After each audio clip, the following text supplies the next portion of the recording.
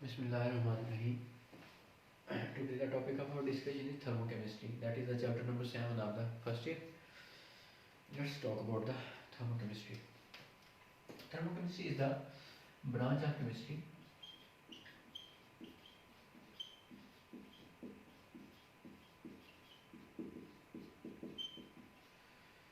in which we study about the या फिर आप इसको कह सकते हैं branch of chemistry which deals with study of heat changes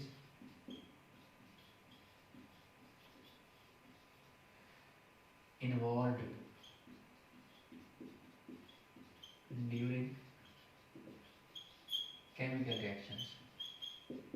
chemical reaction कह सकते हैं, केमिकल चेंजेस कह सकते हैं.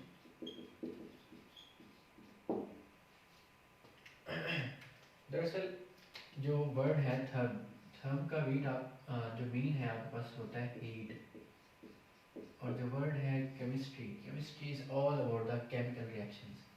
सो इससे भी आप डेफिनेशन निकाल सकते हैं कि ब्रांच ऑफ केमिस्ट्री, केमिस्ट्री की वो शाख इन विच वी स्टडी और which deals with the study of the heat changes during the chemical reaction. जब भी chemical reaction होते हैं उनके दरमियान जो heat का change होता है, either heat is given out or it will be absorbed, then the study of these chemical changes or heat changes is known as the thermochemistry. thermochemistry के अंदर हम लोग कुछ thermochemical reactions का डाला करते हैं जो आपकी कंटेंट का, आपकी बुक का पार्ट है. These are two types of the chemical reaction. These are endothermic reactions and exothermic reactions.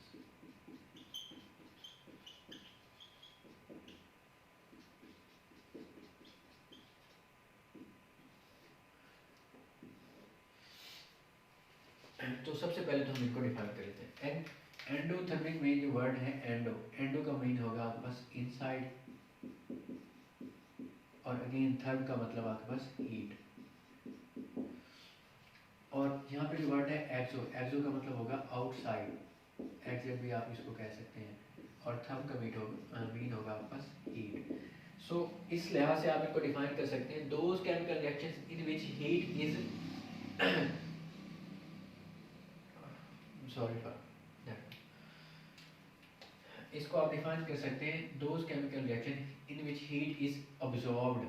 Inside का मतलब हीट सिस्टम में अब्सॉर्ब होगी. Those chemical reactions are known as endothermic chemical reaction, and those chemical reaction in which heat is given out or heat is evolved,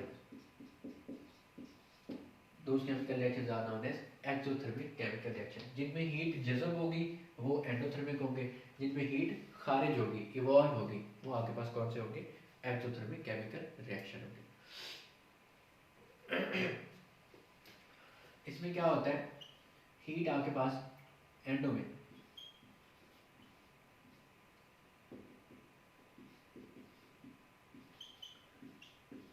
surrounding से system की तरफ आती है, तो सिस्टम का टेम्परेचर क्या करता है? राइज करता है. और इसमें क्या होगा आपके पास, हीट आपके पास सिस्टम से सराउंडिंग की तरफ जाती है, तो सिस्टम का टेम्परेचर क्या करेगा? फॉल करेगा. ठीक है जी. इस केस में आपके पास जो डेल्टा एच होता है, इनके ओवरऑल जो चेंज होता है, और उसको आप लोग पॉजिटिव से डिनोट करते हैं, और इसमें जो आपके पास ओवरऑल जो हीट का चेंज होता है उसको आप लोग नेगेटिव से डिनोट करते हैं. ये पॉजिटिव और नेगेटिव क्यों होता है ये हम लोग डिस्कस करते हैं अभी. चलिए हम कुछ एग्जांपल को डिस्कस कर लेते हैं कि एक्सो और एंडो में क्या डिफरेंस होता है. Let's talk about some examples of the exothermic की. अगर हम बात कर लें, ये डेली लाइफ में बहुत ज़्यादा इस्तेमाल होती है.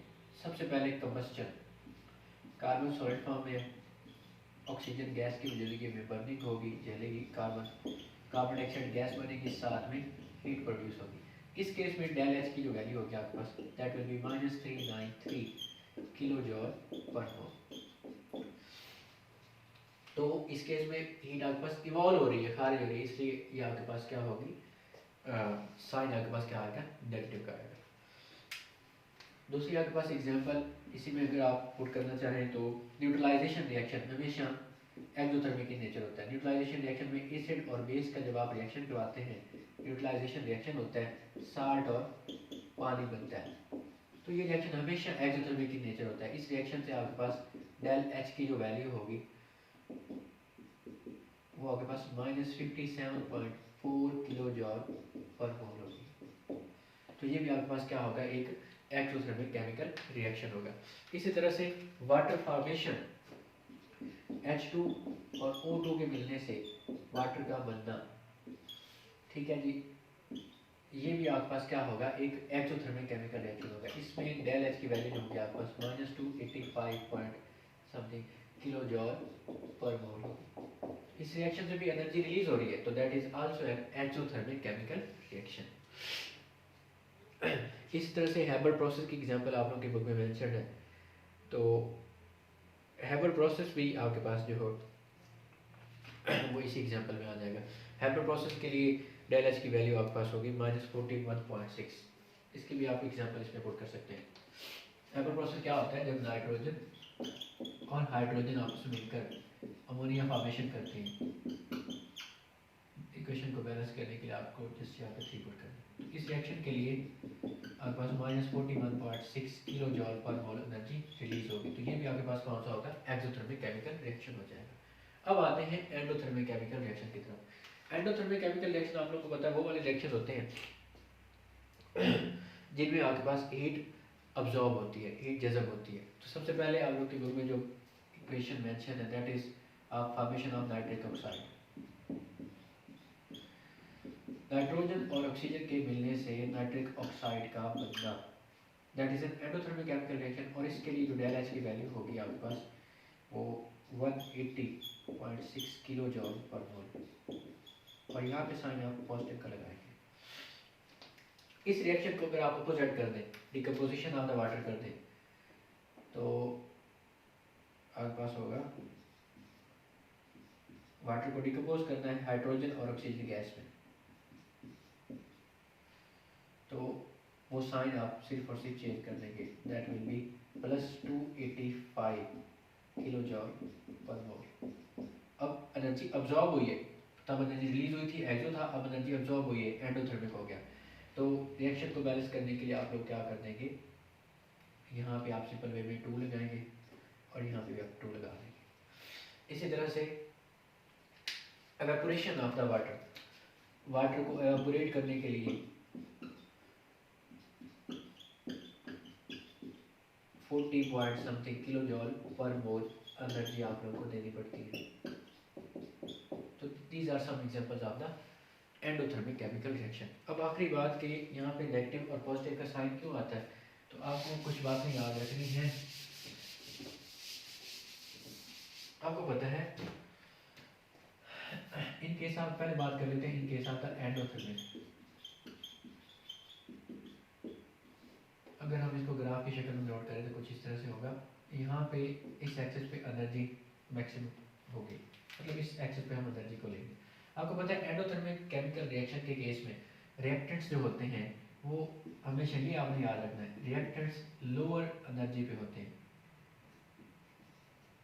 और रिएक्टेंट्स एनर्जी अब्जॉर्ब करते हैं। कहाँ से अब्जॉर्ब करेंगे, obviously they will absorb energy from the surrounding, और फिर जब इनकी एनर्जी हायर हो जाती है तो ये बनाते हैं आपके पास प्रोडक्ट्स, मतलब रिएक्टेंट्स की एनर्जी आपके पास कम होगी और प्रोडक्ट्स की एनर्जी ज़्यादा होगी। यहाँ से एनर्जी क्या करेंगे, अब्जॉर्ब करेंगे। अगर मैं रिएक्टेंट्स की एनर्जी को H1 से डिनोट करूँ और प्रोडक्ट्स की एनर्जी को H2 से, तो अगर मैं इनसे डेल H निकालना चाहूँ तो वो कैसे निकलेगा, हमेशा फाइनल माइनस इनिशियल से चेंज निकलता है। फाइनल H2 है आपके पास, इनिशियल H1 है, जिसको आपने माइनस कर, जिसके अंदर से माइनस करना है उसकी वैल्यू ज़्यादा है, इसकी एनर्जी ज़्यादा है, और जिसको माइनस करना है उसकी वैल्यू कम है, तो आपके पास जो ओवरऑल आंसर आएगा वो पॉजिटिव में आएगा। तो del H always will be positive in case of the endothermic chemical reaction. और अगर हम बात करते हैं एक्सोथर्मिक की, तो डेल एच किस तरह से होगा इसकी बात कर लेते हैं। ये आपके पास है ग्राफ, यहाँ पे इस एक्सिस पे आपके पास क्या होगी, एनर्जी बढ़ेगी, ऊपर की तरफ जाते हुए एनर्जी बढ़ेगी।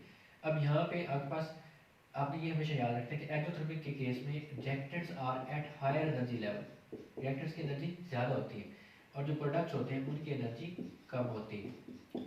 तो ऑब्वियसली अगर रिएक्टर्स को प्रोडक्ट्स बनाने हैं तो उनको एनर्जी कम करनी पड़ेगी। वो एनर्जी कैसे कम करेंगे, वो एनर्जी कहीं ना कहीं इवॉल्व कर देंगे, मतलब यहाँ से एनर्जी की इवोल्यूशन होगी। अगर वही बात अगेन, अगर मैं रिएक्टर्स की एनर्जी को H1 से डिनोट करूँ और प्रोडक्ट की एनर्जी को H2 से, तो मैं डिफरेंस यानी कि डेल H कैसे निकाल सकता हूँ, फाइनल माइनस इनिशियल। फाइनल आपके पास है H2 और इनिशियल आपके पास H1। अब जिसके अंदर से आपने माइनस करना है उसकी वैल्यू कम है और जिसको माइनस करना है उसकी वैल्यू ज़्यादा है, तो ओवरऑल आंसर आपके पास किस साइन में आएगा, नेगेटिव में आएगा। इसलिए हम जहाँ भी एक्सोथर्मिक रिएक्शन की बात करेंगे तब साइन आपके पास नेगेटिव का आएगा। So that was all about the endo and exothermic chemical reaction. Next time inshallah we will come up with the spontaneous and non-spontaneous chemical reaction. Till then, Allah Hafiz.